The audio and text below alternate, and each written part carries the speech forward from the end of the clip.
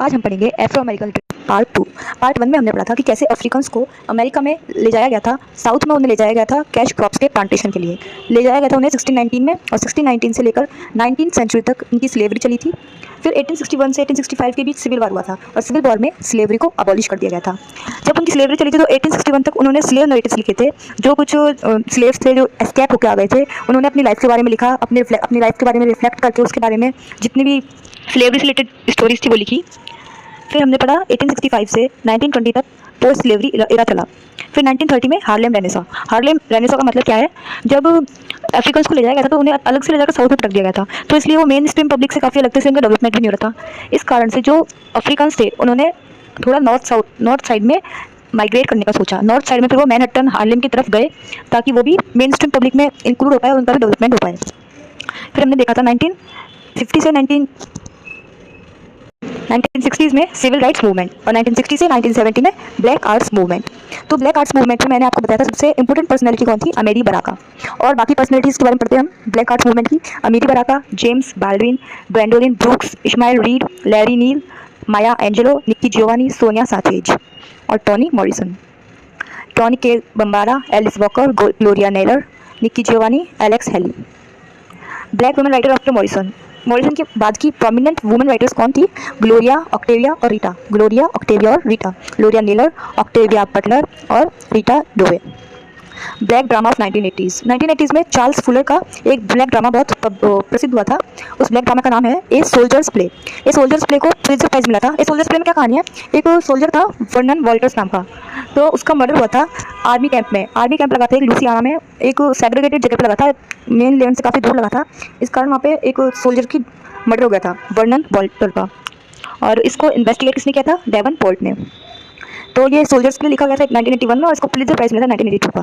ये प्ले आपको याद रखना है क्योंकि इसको पुलित्जर प्राइज मिला था, इसलिए एक इंपॉर्टेंट फैक्ट बन जाता है। चार्ल्स फुलर जूनियर का एक सोल्जर्स प्ले।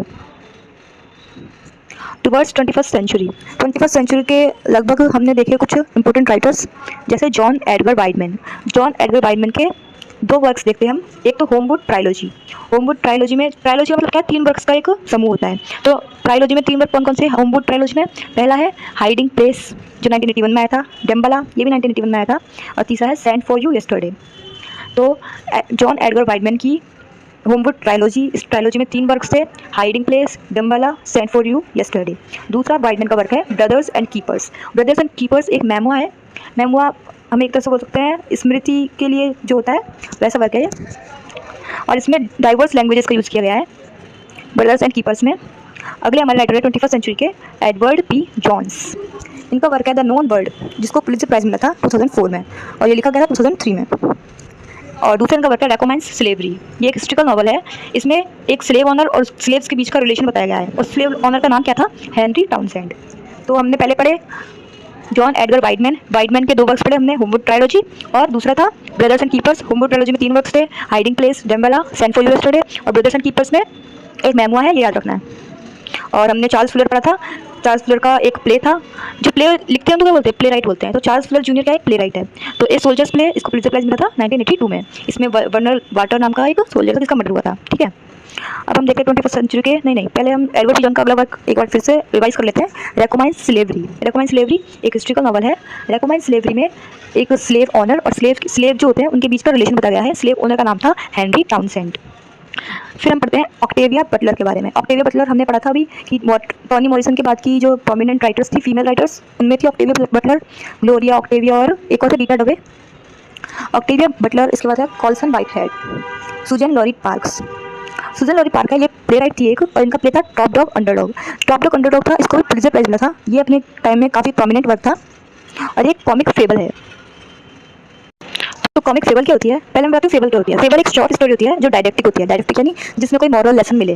तो जो टॉप डॉग अंडरडॉग थी वो एक कॉमेडी के साथ साथ कुछ मॉरल लेसन दिया गया था उसमें। इसमें ब्रदरली लव को दिखाया गया है। 2 भाई थे, लिंकन और बूथ 2 भाई थे।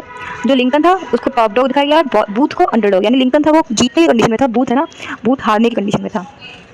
फैमिली आइडेंटिटी, इसकी थीम से याद रखना, ब्रदरली लव और फैमिली आइडेंटिटी।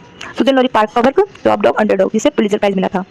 एक बात और याद रखने लायक है कि सुजन लॉरी पार्क है वो first Afro American play right है जिन्हें पुलित्जर प्राइज़ मिला था ड्रामा के लिए। तो पुलित्जर प्राइज़ ड्रामा के लिए किसको मिला था सबसे पहले? सुजैन लॉरी पार्क को। First Afro American playwright to be awarded with Pulitzer prize for drama. फिर हम पढ़ते हैं कॉल्सन व्हाइटहेड। कॉल्सन व्हाइटहेड के वर्क्स हैं द इंट्यूशनिस्ट। इंट्यूशन आप जानते हो, जैसे हमें अंदर से कुछ फील होता है, जिसे हम कहते हैं गट फीलिंग, कि हमें गट फीलिंग आ जाती है ये सही हो सकता है, गलत हो सकता है, हम स्पेकुलेशंस लगाते हैं, उसको बोलते हैं इंट्यूशन। तो इंट्यूशनिस्ट एक उनका डेब्यू नॉवल था, सबसे पहले लिखा गया था, मतलब डेब्यू नॉवल का मतलब, और स्पेकुलेटिव वर्क था ये। दूसरा उनका वर्क था the underground rail road. The underground rail road को पुलित्जर प्राइज़ मिला था, और निकल बॉयज़ को भी पुलित्जर प्राइज़ मिला था। निकल बॉयज़ में किसकी स्टोरी है? डॉजियर स्कूल की स्टोरी है, एक रिफॉर्म स्कूल था फ्लोरिडा में, उसकी स्टोरी है निकल बॉयज़ में। और underground rail road, underground rail road एक अल्टरनेट हिस्ट्री है। अल्टरनेट हिस्ट्री क्या होती है? जिसमें एक साथ एक या दो से अधिक इवेंट्स दिखाए जाते हैं। तो इसमें क्या है, कोरा और सीजर दो व्यक्ति हैं जो स्लेवरी से एस्केप होकर भाग रहे हैं, उनकी कहानी बताई गई है।